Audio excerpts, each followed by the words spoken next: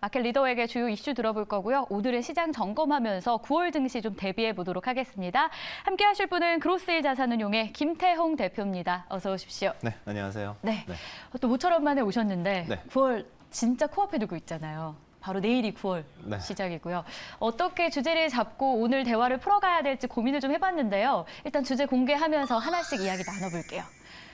주도주가 바뀔까라는 물음표도 있는 상황이에요. 워낙 이번 주에 개별 종목 장세 이어지고요. 또 테마주들이 살짝 또 쉬어가는 국면이라서 앞으로는 도대체 어떻게 되는 거야? 라는 생각이 들더라고요.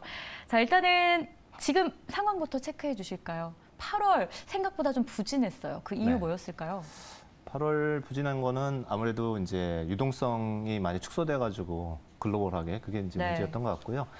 특히 미국에서 이제 국채 10년물 금리나 2년물 금리나 그 전에 레코드 하이를 깨고 올라갔죠. 이제 이런 부분이 상당히 부담이 됐는데요.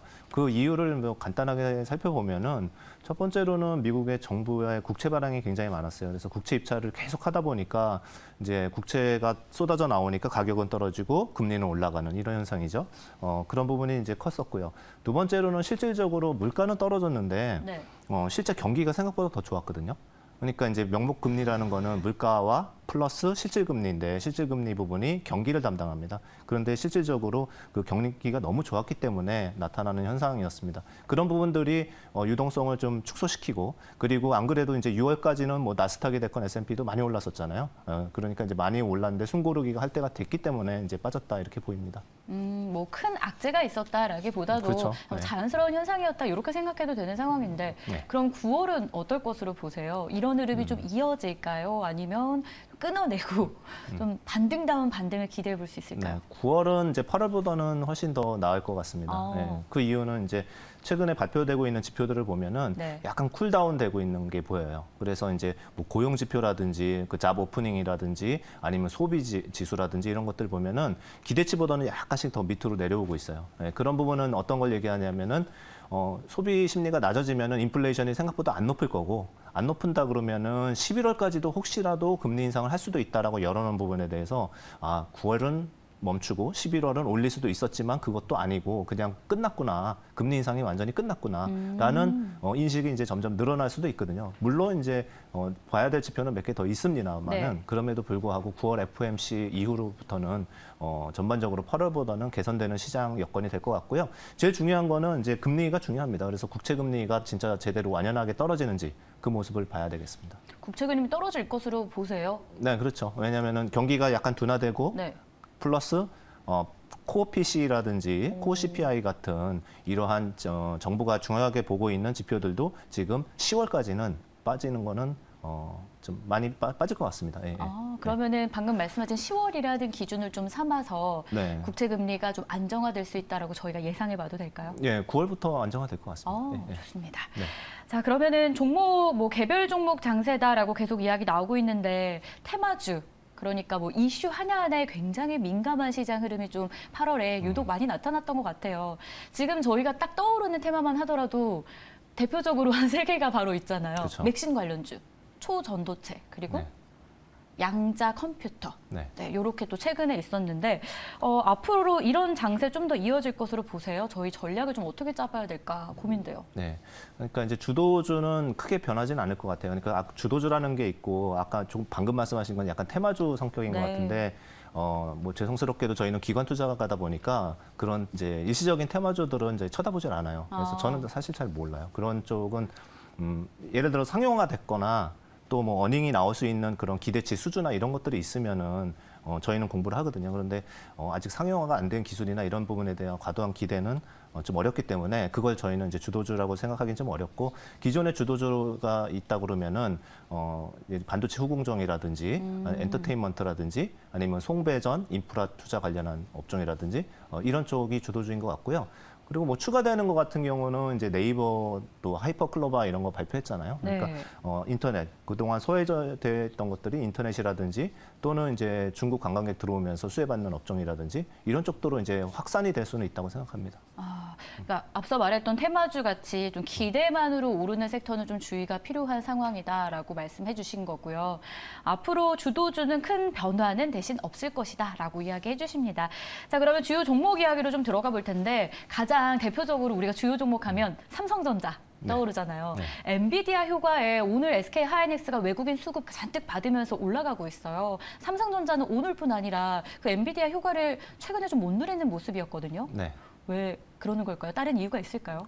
그렇죠. 이제 아무래도 엔비디아를 다 담당하는 게 하이닉스가 다 담당을 했었고요. 네. 삼성전자는 전체 캐파는 하이닉스보다 훨씬 큰데도 불구하고 HBM에 대한 준비가 되게 늦었죠. 지금은 이제 하고 있는데 그렇기 때문에 그런 상대적인 차이가 있는 게 하나가 있고요.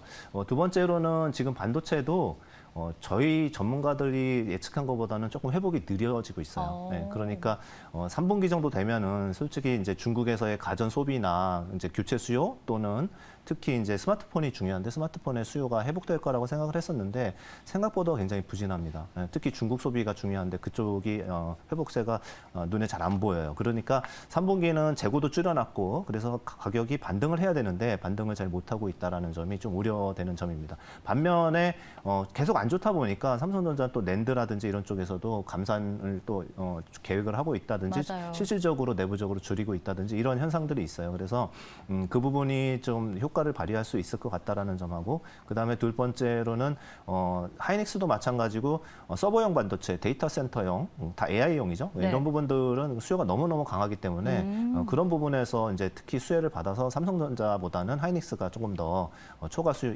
아웃퍼폼하고 있는 걸로 보이는 거죠. 네. 6만 전자 그러면 언제쯤 벗어날 수 있을까요? 라는 질문에 네. 우리가 뭐 점쟁이 아니니까 날짜를 예측하는 건 좀 어렵지만 그래도 시기적으로 네, 네. 일단 말씀 주신 대로라면 중국 회복이 중요한데 그게 좀 생각보다 더딘 게 발목을 잡고 있다 하셨잖아요. 네, 전반적으로 시기를 회복 시기를 네. 언제쯤으로 보면 좋을까요? 네, 업황의 회복 시기는 뭐 계속 지금도 회복은 되고 있습니다. 그런데 주가가 제대로 올라가려고 그러면은 커다란 수급이 들어와야 되고 그거는 외국인이죠. 네.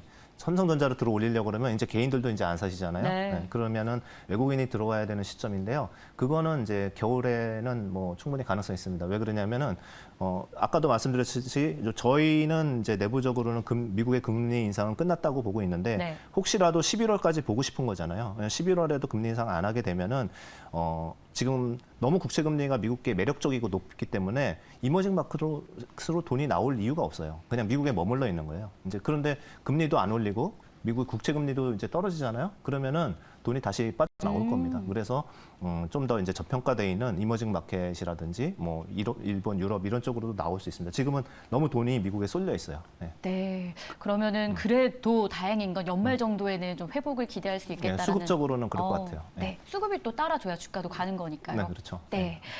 이어서는 저희가 이 중국 관련된 소비주들도 좀 보도록 할게요. 일단 반일 감정이 중국 내에서 엄청 커지고 있다고 해요. 네. 국경절 연휴 앞두고 있는데 일본 여행을 예약한 사람들이 막 줄줄이 취소를 하고 있다는 네. 소식이 기사를 통해 들립니다. 국내에서는 역시나 반사수에 기대되는 종목들을 찾기 마련인데요. 네. 이에 대한 의견은 좀 어떠세요? 네. 반사의 이익은 있을 것 같아요. 그러니까 중국 사람들은 뭐 참 놀랍게도 특이한 게 아직도 이렇게 전체주의적인 이런 잔재가 맞아요. 굉장히 애국자들도 많고요. 뭐 그런 것 같습니다. 그래서 사실 뭐 한국 사람들 같으면은 그래도 일본 여행 갈 거 다 가고 하는데 중국 사람들은 그래도 약간 여론이라든지 똘똘 뭉쳐서 이제 움직이는 대응하는 부분이 있기 때문에 실질적으로 많은 취소가 일어나고 있는 것 같고요. 7월 달에 보니까 이제 한국 입국자 수가 뭐 중국에서 22만 명이 들어왔고 원래 한 2, 3만 명 들어오다가 네. 이랬다고 그러는데 8월엔 더 늘어날 수밖에 없는 게 그 7월 달 숫자에는 단체 관광객이 빠져 있는 숫자라고 그러더라고요. 네. 그런데 이제 8월부터는 또 단체 관광객이 이제 시작이 됐으니까 그렇게 되면은 더 계속 좀 좋은 숫자들을 시장에 흘려 나오겠죠. 네. 그러면 이제 관련주들이 저는 일부는 선반영 됐지만은 그래도 더 올라갈 수 있다고 생각합니다. 왜냐하면은 사실 작년 연말에서 1분기까지도 그런 기대가 좀 있었어요. 네. 리오프닝 풀리면서. 네. 그렇기 때문에 선반영이 됐다가 그다음에 한 6개월 쉬었거든요. 그런 수급도 중요하죠. 6개월 쉬었다라는 부분도 조금 더 알고 있는 점에도 불구하고 예를 들면 면세점이라든지 네. 카지노라든지 화장품이라든지 뭐 이런 회사들은 수혜를 받을 것 같습니다. 네, 면세 카지노 화장품 앞으로 한 번 더 선반영은 되었지만 오를 가능성 있다라고 중국 관련 소비주들 이야기해 주셨는데요. 네. 자, 그럼 이번 주에 저희가 이제 마무리하고 있는데 마무리 어떻게 해야 될지, 다음 주 준비 어떻게 해야 될지 좀 눈여겨볼 만한 섹터 정리해 주신다면요. 네, 지금 섹터가 이제 2차 전지가 관심이 제일 많았는데 네. 아직은 좀 지지부진하고 있는 맞아요. 상황인데요.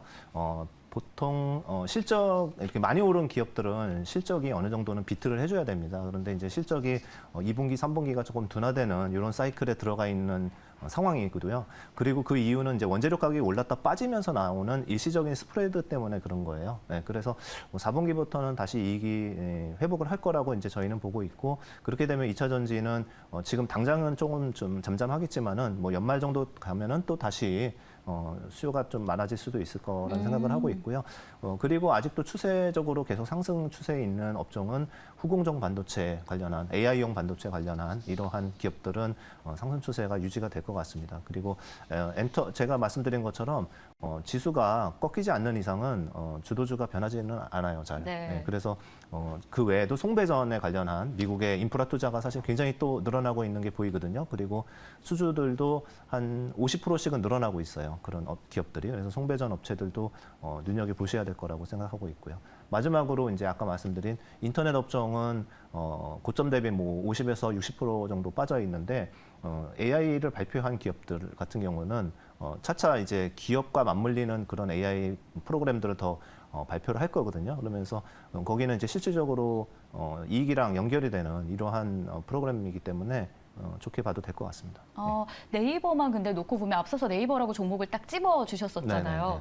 그 AI, 그러니까 하이퍼클로바 X를 발표했던 그 날 엄청나게 오르고는 또 주가가 잠잠한 느낌인데 네. 고점 대비 빠졌다라는 이유로 저희가 관심 있게 봐도 되는 걸까요? 저는 하이퍼클로바 X가 의미가 있는 것 같아요. 그러니까 그 첫날에 기대 때문에 올랐다가 빠진 이유는 저도 검색을 해봤어요. 네. 하이퍼클로바. 그런데 챗GPT나 구글 바드에 비해서는 성능이 현저하게 떨어집니다. 그런데 그거는 아직 그렇게 테스트하면 안 돼요. 어떤 거 왜냐면 검색해 보셨어요? 뭐 제가 궁금한 여러 가지 한 10가지 정도를 이제 네. 궁금한 걸 물어봤는데 대답이 조금 시간도 오래 걸리고 좀 대답이 바드에 비해서는 좀 못한 그런 느낌은 받았지만 실질적으로 그거를 제대로 다 오픈한 게 아니라 그 네이버 측에서는 특화된 게 이제 쇼핑하고 광고잖아요. 맞아요. 이런 쪽 모델에 그거를 강화시키는 이런 식의 이제 AI 프로그램을 일단은 낸 거거든요. 그래서 좀 더 기존에 이제 쇼핑을 할 때 좀 더 매출을 많이 늘릴 수 있게끔 효율적으로 AI가 컨트롤해주는 이러한 형태의 모습으로 나올 것 같아요. 그리고 그 기업단에서 연결해서 하는 부분들이 좀 더 돈이 될 것 같은데 그 부분은 10월, 11월에 걸쳐서 하나씩 또 발표할 것이기 때문에 한번 볼 만한 내용인 것 같습니다. 네, 좋습니다. 자, 이제 그럼 하반기 투자 전략 간략하게 좀 들어보겠습니다. 어떻게 저희 전략 세워볼까요? 네, 지금 이제 곧 9월 지나면 4분기잖아요. 그쵸. 그래서 이제 9월에 혹시 지수가 빠진다 그러면은 이제 저점 매수하기는 이제 좋은 달인 것 같습니다. 8, 9월 한 2달 정도는 쉬어줘야죠. 뭐 추세적으로 상승하다가 한두 달 쉴 수 충분히 있다라고 생각하고 있고요. 그리고 이제 아까 말씀드린 것처럼 국채 금리라는 게 실질적인 유동성을 얘기하는 거거든요. 시중금리거든요. 네, 그렇기 때문에 그게 안정이 되는 모습을 본다 그러면은 다시 이제 수급들이 들어와서 전체적으로 미국 또는 한국 시장 전체적으로 좀 개선이 될 것 같고요. 그리고 마지막으로 이제 내년도 또 좋아야 좀 사잖아요. 근데 내년에는 미국에 대선이 있는 해입니다. 대선이 있는 해는 평균 83% 정도 상승하는 이런 확률이 그랬습니다. 그래서 좋게 봐도 될 것 같습니다. 네, 좋습니다. 지금까지 그로스일 자산운용의 김태용 대표였습니다. 고맙습니다. 네, 감사합니다. 준비한 소식 다 전해드렸고요. 내일 다시 찾아오겠습니다. 시청해주셔서 고맙습니다.